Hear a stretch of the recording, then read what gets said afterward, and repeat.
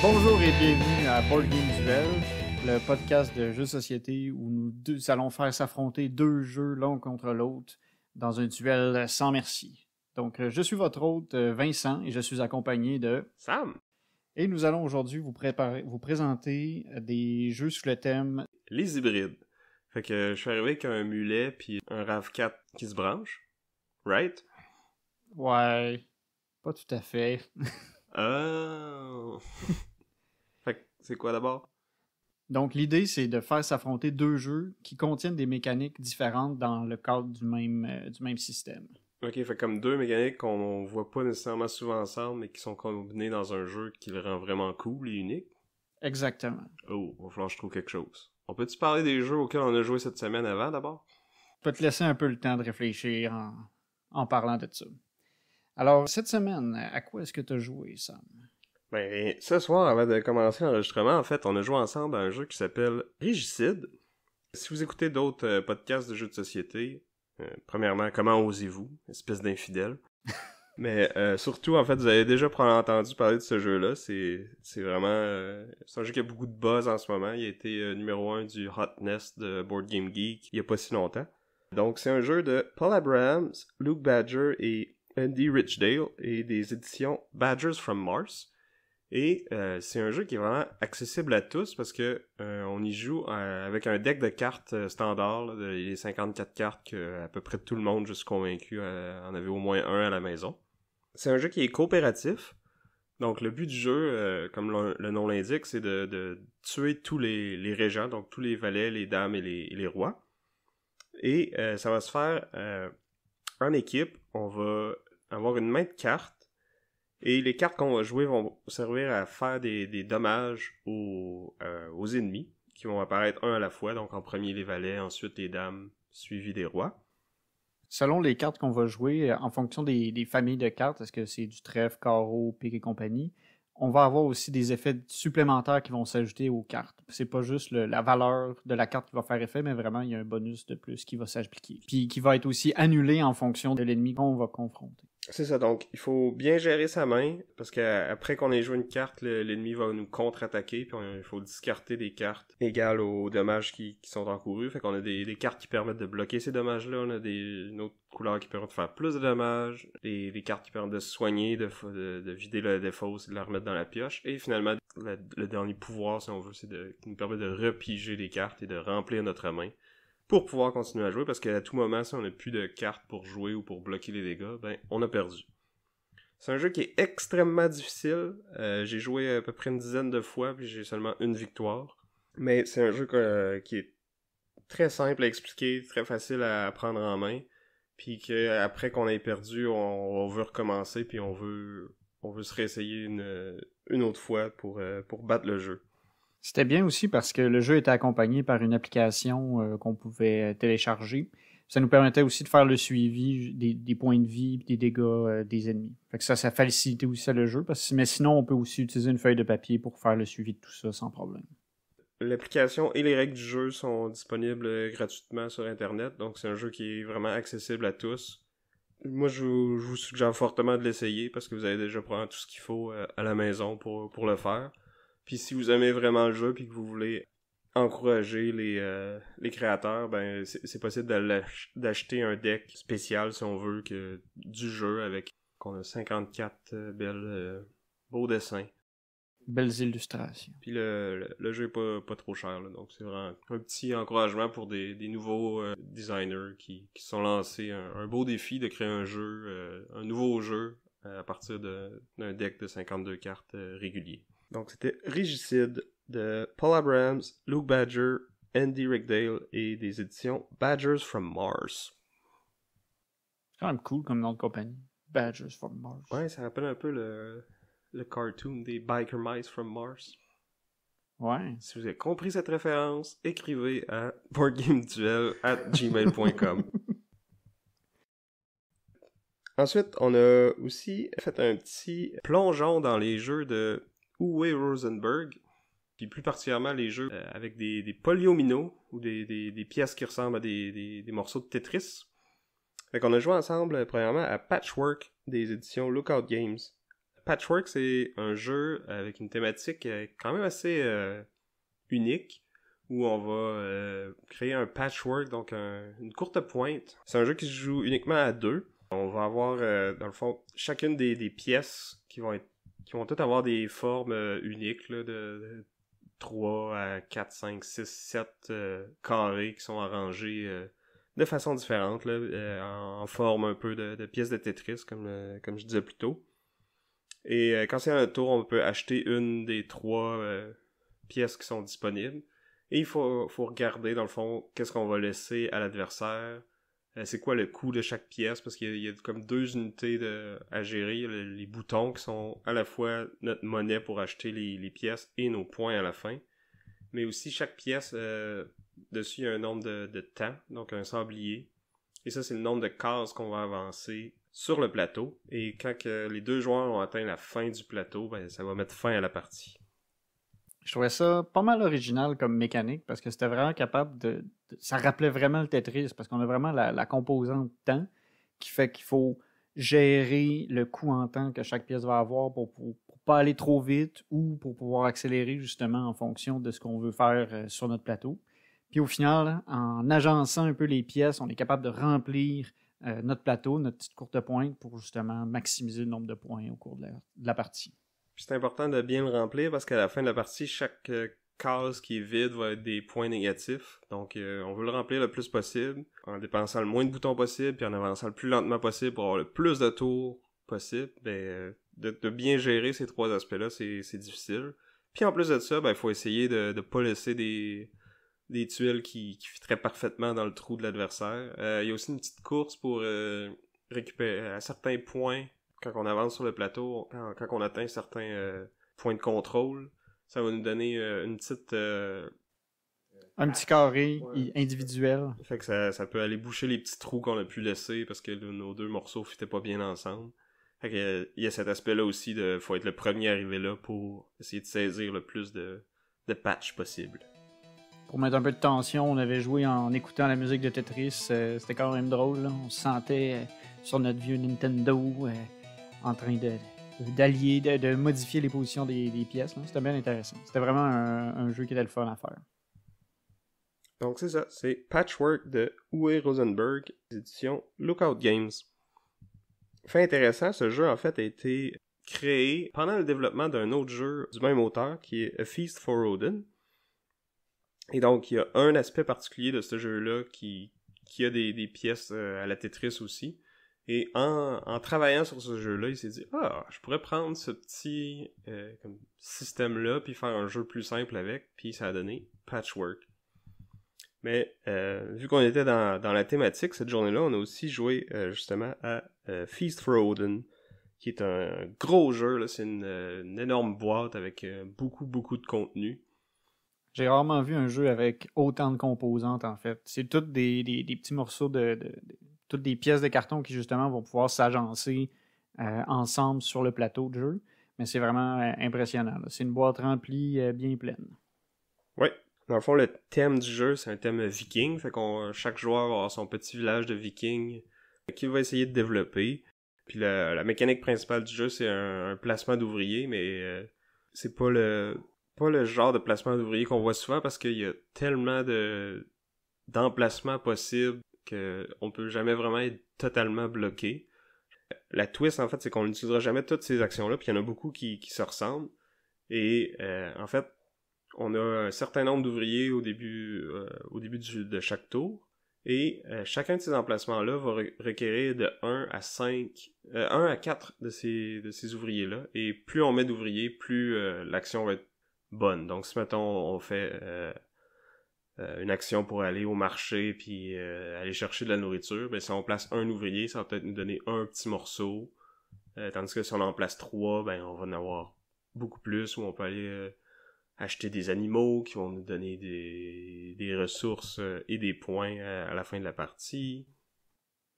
Oui, mais dans le fond, il y a aussi un gros système d'amélioration, parce qu'à chaque fois qu'on va collecter des ressources, on peut après ça les améliorer en ressources qui valent plus cher, puis qui vont éventuellement nous faire des points. Aussi, on commence avec notre petit village, puis éventuellement, on peut aussi construire des bâtiments accessoires autour du village. On peut aller explorer des îles. Il y a vraiment beaucoup d'options. En fait, moi, c'était la première partie que je faisais. C'était, c'était quand même un peu lourd en termes de choses à savoir. Puis c'est difficile de voir comment la partie va se passer. Mais ce qui aide un peu, c'est que, un peu à la Agricola, qui est un autre jeu du même auteur, il va y avoir un deck de cartes d'occupation. Donc, ces cartes-là, ça va être des métiers que nos vikings peuvent apprendre. Et on va en avoir une ou deux une en début de partie, je crois. Et ça peut orienter un peu notre stratégie. Parce que quand on prend certaines actions, ça nous permet de piger les nouvelles cartes ou de mettre ces cartes-là sur la table. Et ces cartes-là vont nous donner souvent soit un bonus immédiat ou un petit bonus à chaque fois qu'on fait une action en particulier. Donc, si on en a une ou deux qui nous amènent vers une certaine stratégie, comme la chasse ou la pêche ou le pillage, ben ça peut un peu nous diriger parce que c'est vrai que il y a tellement de possibilités que des fois on est un peu perdu puis on sait pas trop qu'est-ce qu'on veut faire, on peut aller dans un peu toutes les directions.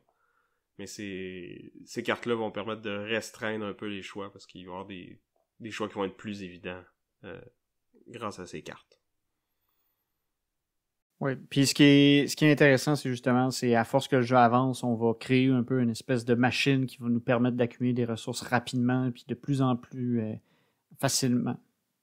Ouais, fait que c'est ça, on va se construire un espèce de tableau, puis au fur et à mesure que le jeu avance, on a de plus en plus d'ouvriers. Il y a une mécanique qui fait qu'au début de chaque ronde, on ajoute un ouvrier de plus. Plus la partie avance, plus on a d'actions, plus nos actions sont fortes, plus on va avoir des revenus à chaque tour qui vont dépendre justement du jeu de Tetris qu'on va avoir joué, puis comment on va avoir placé nos pièces sur notre plateau. Il y a certains emplacements qu'on doit encercler avec les pièces qu'on met dessus pour nous générer des revenus supplémentaires. Mais on n'est pas obligé de le faire. On peut couvrir ces emplacements-là puis juste se dire qu'on n'aura pas ces revenus-là pendant la partie. Fait que ça peut valoir la peine parce que c'est plus facile de placer nos morceaux en cachant ces trucs-là. Mais en même temps, un revenu de ressources à tous les tours, c'est vraiment intéressant. Donc, il y a tout cet aspect-là à gérer. Puis comme Vincent a dit, on va explorer des nouvelles îles, on va construire des bâtiments qui vont nous donner encore plus d'options. Puis plus la partie avance, plus on génère de ressources, plus par contre notre village grandit. Puis le nom le dit, là, c'est A Feast for Odin, donc un festin pour Odin. À chaque fin de tour, on doit nourrir notre village. Et plus la partie avance, plus on a d'ouvriers, donc plus on doit dépenser de nourriture pour les nourrir. Donc c'est ça. En gros, moi je dirais que c'est un jeu qui peut être peut-être intimidant à première vue. Ça prend un tour ou deux pour vraiment se faire la main, puis comprendre la mécanique, puis avoir une vision de qu'est-ce qu'on veut faire dans les tours suivants. Mais une fois que c'est parti, c'est vraiment bien, c'est vraiment le fun. Ouais, puis c'est un jeu qu'on peut rejouer plusieurs fois, essayer des stratégies différentes, y aller focuser plus sur la pêche ou le pillage ou d'une partie à l'autre, on peut vraiment changer complètement le style de jeu.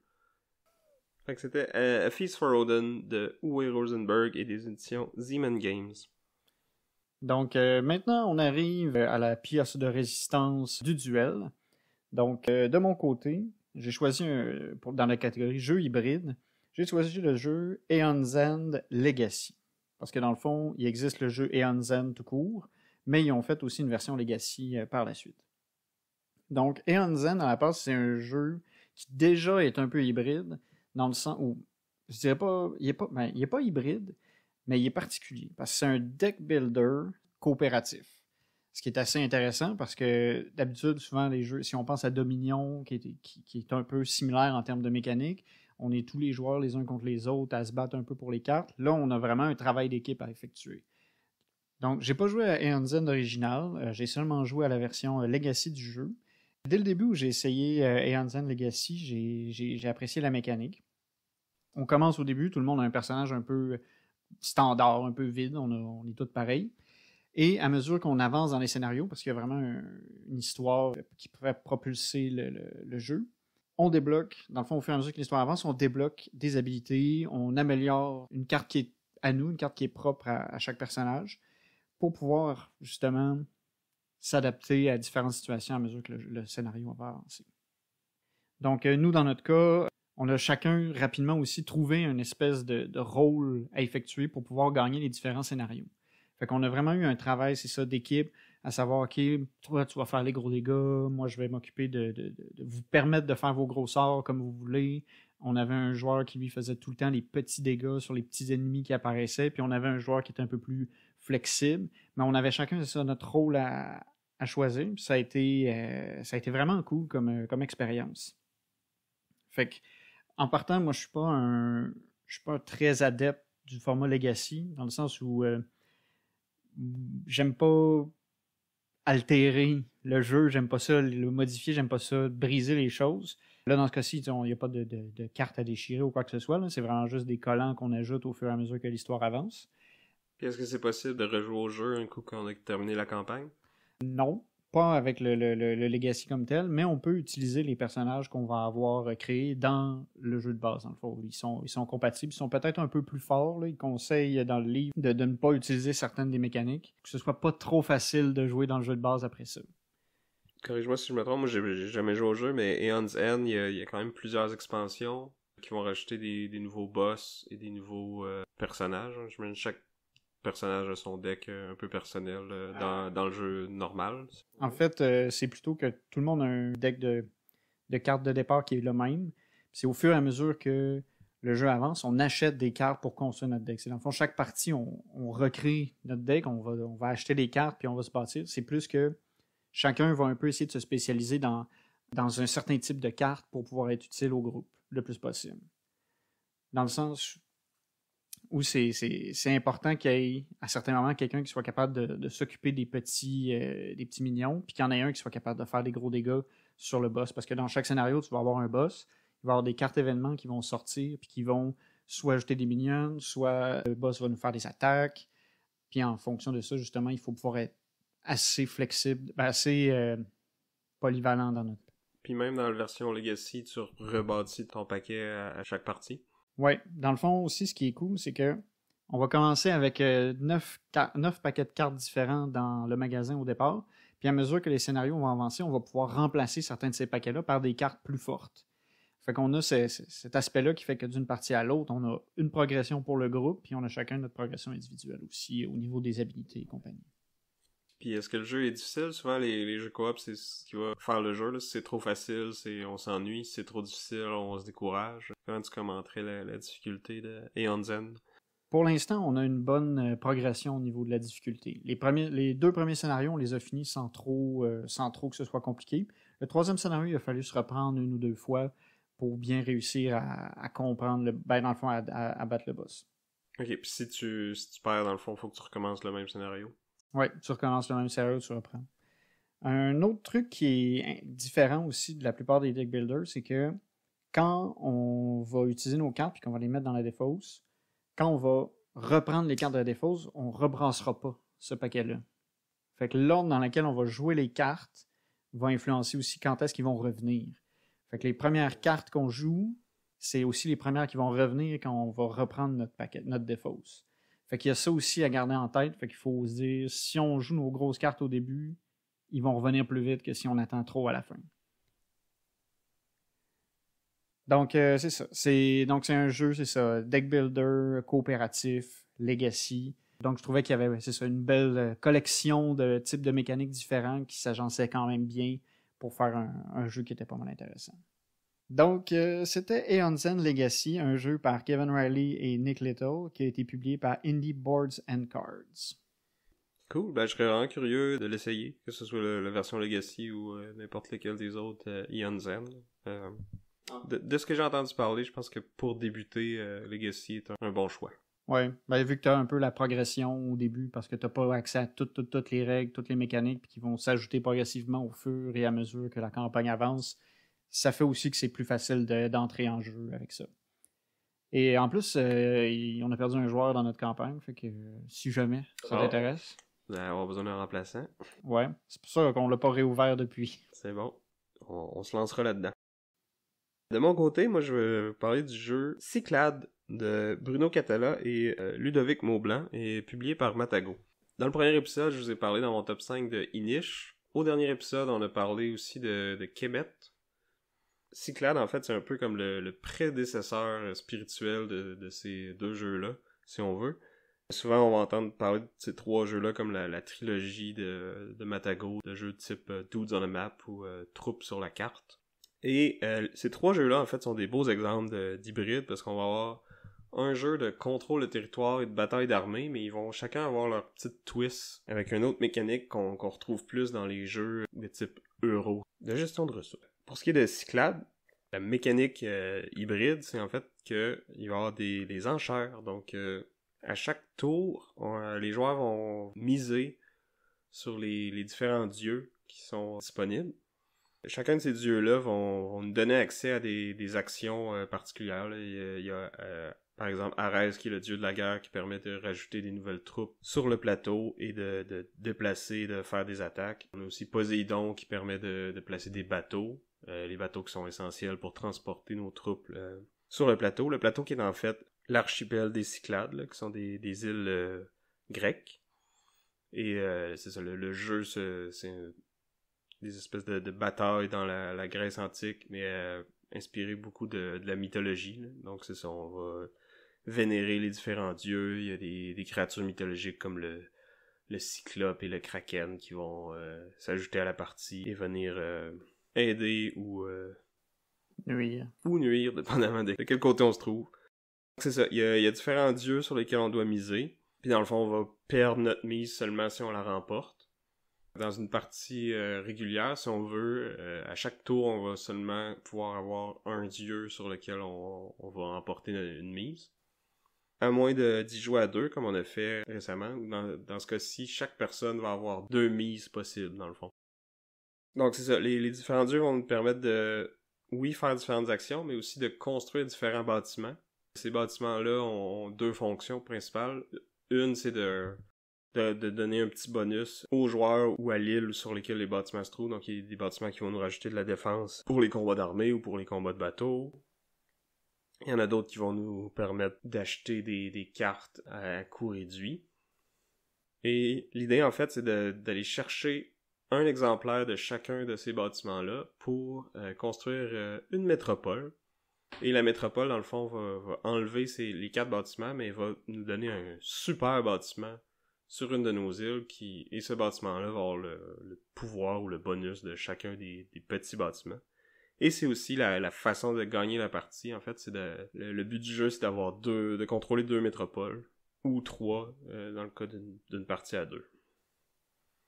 Le jeu est quand même bien fait parce que la carte, le plateau, va changer selon le nombre de joueurs. Donc à 2, on va avoir un plateau qui va être plus petit, puis plus on en ajoute de joueurs, plus qu'on va ajouter des îles à notre archipel. Au départ, on va avoir un plateau qui est symétrique, donc chaque joueur va commencer avec le même nombre d'armées, le même nombre de bateaux et les mêmes ressources. Et plus on contrôle le territoire, plus on va gagner d'argent à chaque tour. Ce qui va nous permettre de faire des meilleures mises pendant les enchères, nous permettre d'acheter des cartes pour contrôler les dites créatures mythologiques, ce qui va nous aider dans nos combats et nous permettre de gagner la partie. Ce que je trouve intéressant, c'est que faut vraiment gérer notre argent qui va dicter quelle action on peut faire. Donc on peut soit tout dépenser à chaque tour, ou on peut décider de faire un tour un peu moins fort, où on va se contenter des restants. Donc il y a toujours un dieu que personne ne va vouloir, donc ça va nous permettre de peut-être faire des actions moins fortes pendant ce tour-là, mais de conserver nos ressources pour avoir un plus gros tour après. Et c'est dangereux parce que là, si on se fait prendre nos territoires pendant ce tour-là parce qu'on n'a pas pu enlever cette action-là à l'autre, ça peut être à double tranchant. Donc il y a cet aspect-là qu'il faut gérer, à quel point qu'on va être agressif dans nos mises. Là, tu parlais d'enchères. Est-ce qu'il y a des relances? Ouais, dans le fond, c'est ça, c'est qu'on va... mettons, je vais miser 3 sur Zeus, par exemple. Et dès que quelqu'un veut miser sur Zeus, il doit aller à 4 ou plus. Et immédiatement, ça va être à mon tour encore de miser. Soit je remise sur Zeus, ou je peux aller miser sur un autre dieu. Puis évidemment, on peut jamais miser plus que l'argent qu'on est disponible, mais l'argent de chacun des joueurs va être caché. On sait jamais, c'est possible de suivre, parce que à toutes les fois que quelqu'un gagne l'argent, c'est public, là. Donc, si on a une bonne mémoire...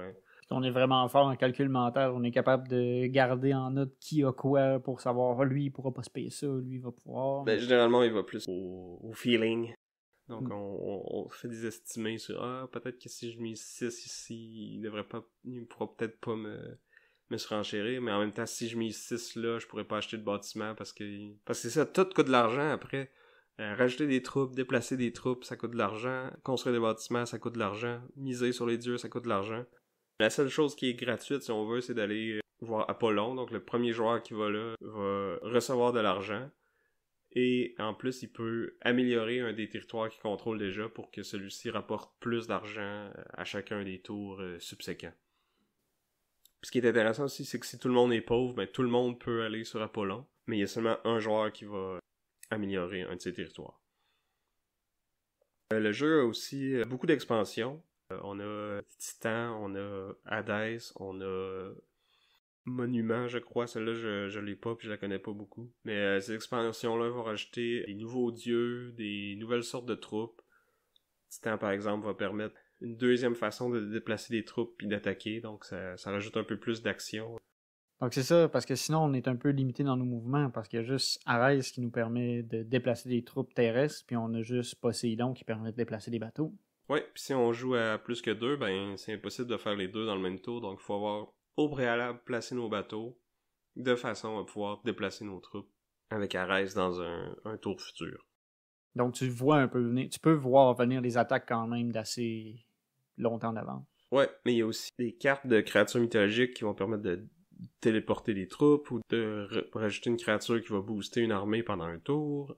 Mais ces cartes-là aussi, on les voit venir d'avance, puis dans le fond, il y a comme une espèce de marché tournant, si on veut. Donc quand la carte arrive, elle coûte plus cher à acquérir, mais si elle n'est pas achetée, au tour suivant, elle va se déplacer, puis elle va coûter un peu moins cher. Ce qui est intéressant aussi, c'est que les dieux sont placés dans un ordre précis, puis ils vont s'activer dans cet ordre-là. Donc, parfois, le premier dieu disponible, c'est peut-être pas lui qui va nous permettre de bâtir le bâtiment qu'on veut ou donner l'action qu'on veut, mais c'est lui qui va nous permettre d'acheter ces cartes-là en premier. Donc, c'est toujours des choix déchirants de qu'est-ce qu'on laisse aux autres, qu'est-ce qu'on veut prendre, est-ce que ça nous aide, est-ce que ça nous aide pas tant que ça, mais que ça nous nuirait plus si on laisse un autre joueur avoir cette action-là. Donc, c'est toutes des questions qu'on se pose constamment pendant une partie de Cyclades. Le jeu est aussi beau, hein? Il y a comme des belles miniatures, la carte est jolie aussi. Ouais, il y a des illustrations, c'est un style assez Grèce antique. On avait joué ensemble à 2, je pense que t'avais pas tant trippé sur l'expérience. En fait, c'est que ça rendait le pouvoir de Zeus un peu trop fort. Pour vous mettre en contexte, c'est que Zeus, il donne un rabais qui s'applique sur plusieurs éléments après ça qu'on veut dépenser. L'affaire, c'est que normalement, dans un tour normal, quand on joue à 3 et plus, le rabais prend effet une seule fois. Donc, une fois par tour, tu as un rabais de une pièce.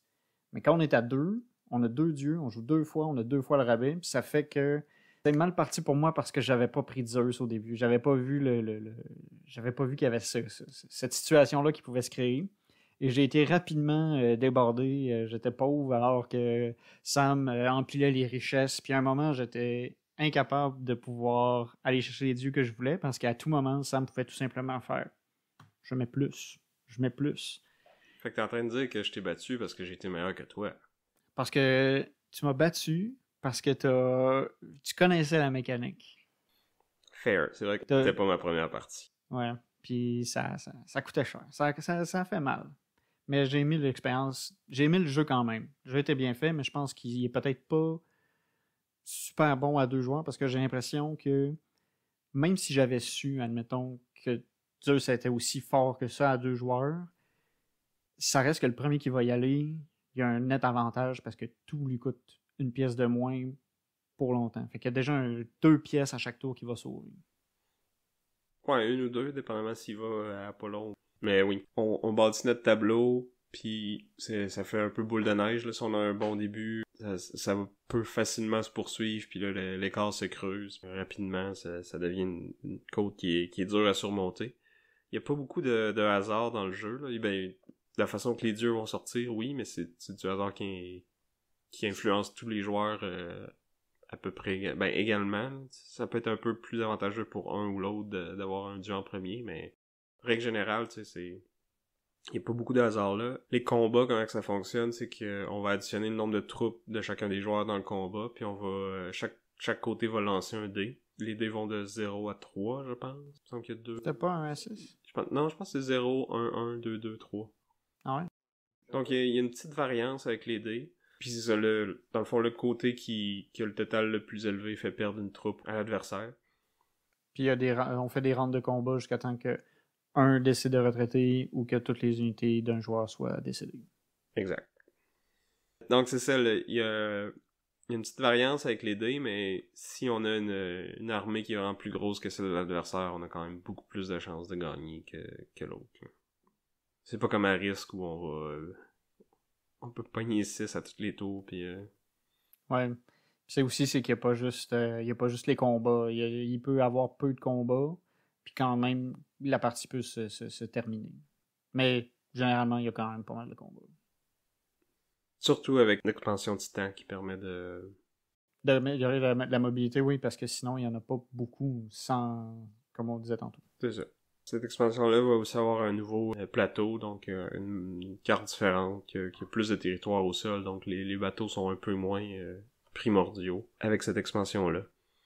Donc c'était ça pour Cyclades de Bruno Catala et Ludovic Maublanc et des éditions Matago. Une autre mécanique intéressante de Aeon Zen, c'est aussi que quand on décide de jouer une carte, elle ne va pas faire effet immédiatement. Il y a plusieurs en fait, la plupart des cartes qui sont des sorts vont juste avoir effet le tour d'après. Il faut comme tu les prépares en les jouant, puis ils vont faire effet, c'est ça, le tour suivant. Fait qu'il faut que tu prévois un peu d'avance tes mouvements, que tu prévois un peu d'avance ta stratégie pour que ça se produise. Puis quand c'est le tour d'après, dans le fond, tout le monde après ça va avoir joué entre-temps. Puis des fois, ça fait que ta stratégie, justement, ce que tu planifiais, ça tombe un peu à l'eau. Parce que tu as une mécanique de breach. Dans le fond, c'est qu'on a comme des emplacements pour mettre nos cartes sorts. On ne peut pas en jouer autant qu'on veut. On est limité à 4. Et si on met ces emplacements-là et qu'ils sont dits fermés, le tour d'après, on est obligé de faire le sort. On ne peut pas le garder en réserve. Alors que si on a réussi à l'ouvrir, on peut l'ouvrir en payant de l'Ether, qui est un peu la monnaie du jeu, ou on peut avoir des amis qui viennent nous aider à justement les ouvrir. Là, on peut garder ces sorts-là puis les utiliser quand on veut puis plus tard dans le jeu. Donc, ça fait que même si les autres vont avoir joué puis que la situation sur le jeu va avoir été transformée, on peut quand même se réadapter parce qu'on n'est pas obligé d'utiliser tous les sorts qu'on va avoir joués puis on peut un peu changer notre plan initial. Mais c'est bien que tu nous parles de cette mécanique-là qui fait que le jeu se distingue un peu, parce que si on revient à notre duel, là, on va passer aux choses sérieuses. On parle de jeux hybrides. Deck building co-op, c'est pas le seul jeu qui est dans ce style-là là, qui existe. Là, il y a des Hero Realms, c'est un exemple parmi d'autres. Ouais, le Hero Realm est une extension particulière parce qu'à la base, il est pas... Non, c'est un jeu confrontatif, mais il y a certaines expansions qui permettent de rajouter une campagne co-op, justement.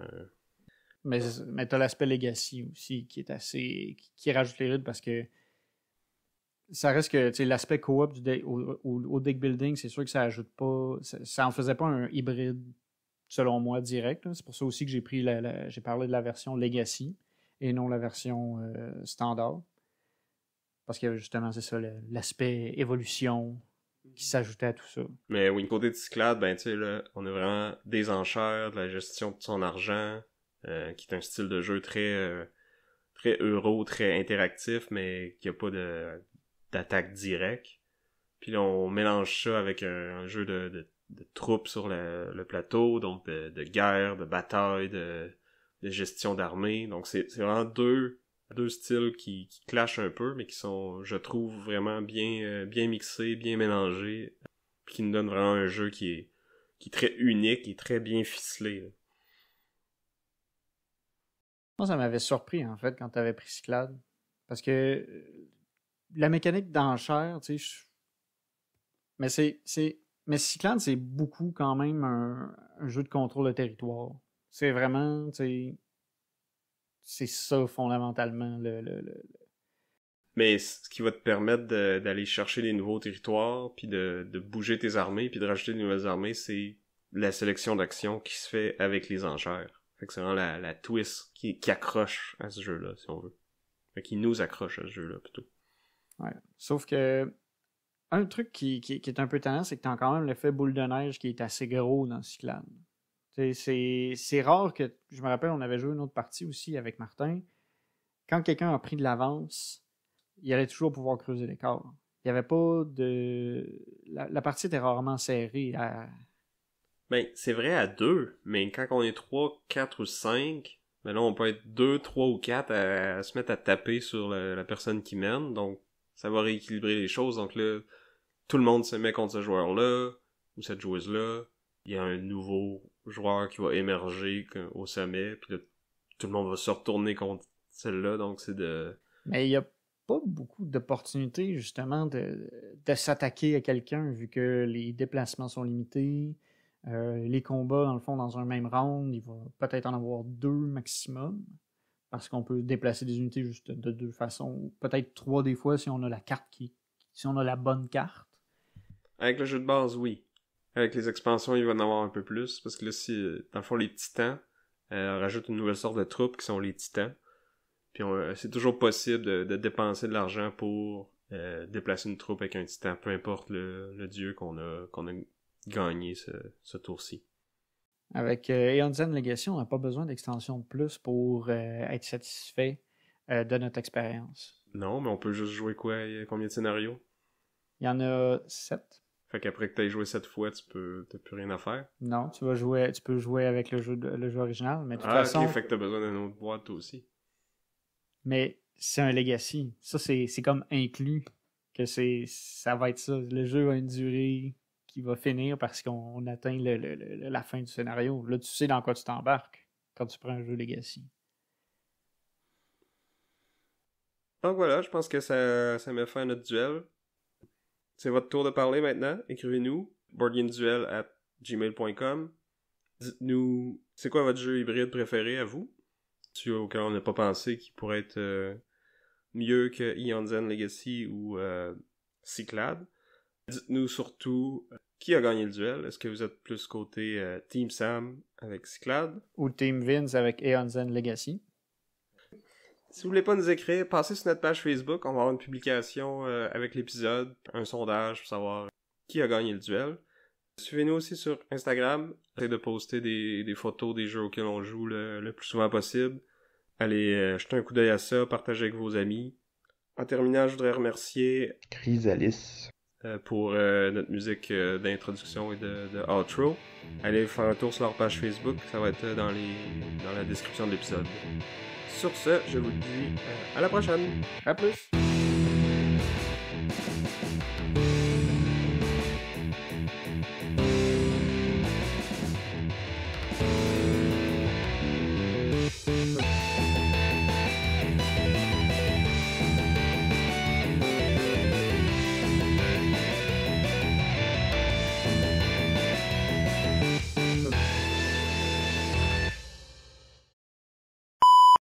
Le podcast de jeux de société dans lequel 2 jeux vont s'affronter pour qu'on détermine. Je sais, Donc, bonjour et bienvenue à Board Game Duel, là où nous avons. La soirée va être longue. Ouais. Puis à la fin de la partie, on va avoir des scores. Non, ça va nulle part, ça. Je sais pas. Puis est-ce qu'il y a des monstres qui vont venir interférer avec ça puis bousiller nos plans? Je sais plus. On pourra couper cette question-là parce que ouais, c'est bon. Qui a été publié par Indie Boards and Cards. Indie Boards and Cards. Indie Boards and Cards. Tu recommences ça? Ouais. On a une plus grosse armée que l'adversaire. On a quand même beaucoup plus de... OK. C'était la boîte. Hein? Je sais pas si on va entendre ça au micro, mais c'est la boîte. Si vous voulez pas nous écrire, passez sur notre page Facebook. On va poster... Voyons, calique. Indie board, indie board, indie board, indie board.